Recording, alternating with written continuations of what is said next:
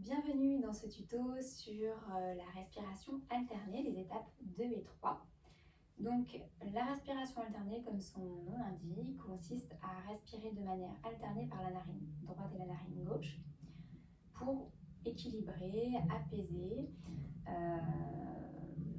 C'est une technique de respiration qui permet d'harmoniser le corps, de favoriser un sentiment de paix, de sérénité. Et qui participe à réduire le stress et l'anxiété.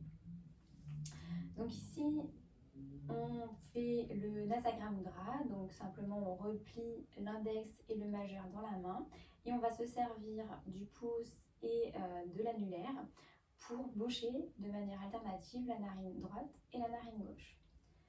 Avant de commencer à pratiquer, on prend le temps d'expirer. Ensuite, on va boucher. Donc ici, sur le nez, on a du cartilage. Juste en dessous du cartilage, on pose le pouce et ça va boucher comme il faut la narine. Pareil de l'autre côté. Ici, on a du cartilage. En dessous, il n'y a plus rien. On appuiera ici pour boucher la narine gauche. Et donc, on va jongler avec ce mudra. Donc, pour pratiquer, on va expirer complètement. Ensuite, on va boucher la narine droite, inspirer à gauche, boucher les deux narines, relâcher, expirer à droite, inspirer directement à droite à la fin de l'expiration, boucher les deux narines, expirer du côté gauche, sachant que ça c'est un cycle. Donc inspire, bouche, expire, bouche et expire à nouveau à gauche. On commence à inspirer à gauche, on termine un cycle en expirant à gauche. Et donc on va faire 5 cycles, 10 cycles, on peut faire jusqu'à 5 minutes de pratique en fonction de ses besoins, du temps dont on dispose. Sachant que 5 minutes au quotidien, ça peut être largement jouable pour avoir un effet justement concret sur soi en termes de bien-être.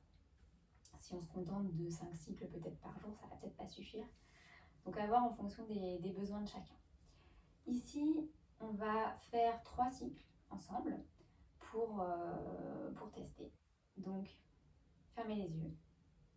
Prenez le temps, peut-être d'abord de vous installer d'ailleurs dans une posture si ce n'est pas le cas à l'heure actuelle. Donc, de vous installer soit sur une chaise, les pieds bien à plat, le dos bien droit, ou en posture du tailleur, ou comme moi en posture du héros, assis sur un bloc si besoin.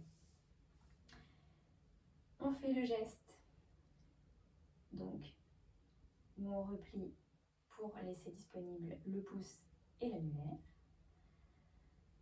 Ensuite, on respire par le nez, on ferme les yeux, on se grandit.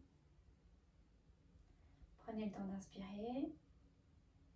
Expirez, videz l'air. Une fois qu'on a fini, on bouche la narine droite et on inspire à gauche. On bouche les deux narines et on expire à droite. On inspire à droite et on expire à gauche. On a fait un cycle, on recommence. On inspire à gauche.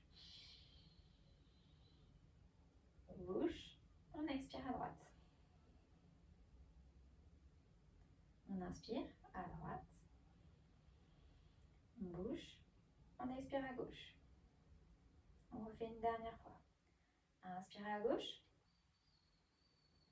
Bouchez les deux narines. Expirez à droite. Inspirez à droite. Bouchez. Expirez à gauche. Relâchez la main.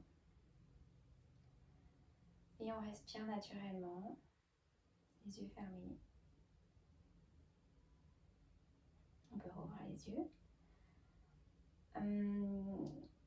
Ici, on cherche à respirer le plus silencieusement possible. Donc on est très concentré sur sa respiration, donc prenez le temps pour inspirer. On bouge rapidement les deux narines, pas plus d'une seconde. On expire le plus lentement possible aussi par votre narine. Et dès que l'expiration est terminée, on réinspire, on rebouche et on expire complètement pour à la fin repartir pour un nouveau cycle. Donc ici, on a une respiration qui est assez naturelle. on se contente de l'observer. Alors on la ralentit peut-être un peu pour profiter de l'inspiration et parce que on est censé faire le moins de bruit possible par ses inspirations, enfin par sa respiration. Évidemment, si on va vite, on va faire beaucoup plus de bruit. Donc on est obligé de la ralentir pour ne pas faire de bruit, mais sinon la respiration reste très naturelle. Donc ça, c'est l'étape 2 de la respiration alternée. L'étape 3 va consister simplement en fait à égaliser la durée de l'inspiration et de l'expiration.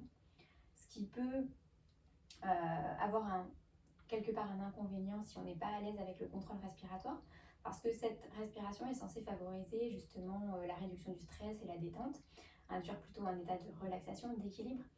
Donc comme le but premier est quand même de favoriser la détente, on va éviter de se mettre une contrainte qui engendrerait quelque chose de désagréable.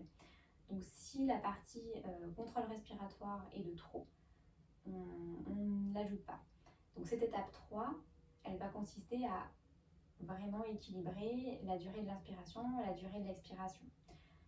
Et à rallonger éventuellement la durée de rétention du souffle avec les narines bouchées.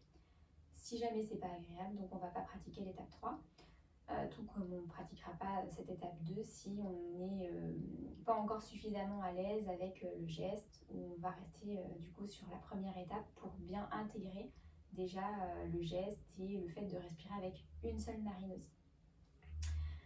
Voilà, je vous laisse continuer de pratiquer si vous en avez envie. N'hésitez pas à mettre un chrono d'1 minute, 2 minutes, de rallonger la durée pour arriver jusqu'à 5 minutes pour pouvoir pratiquer au quotidien.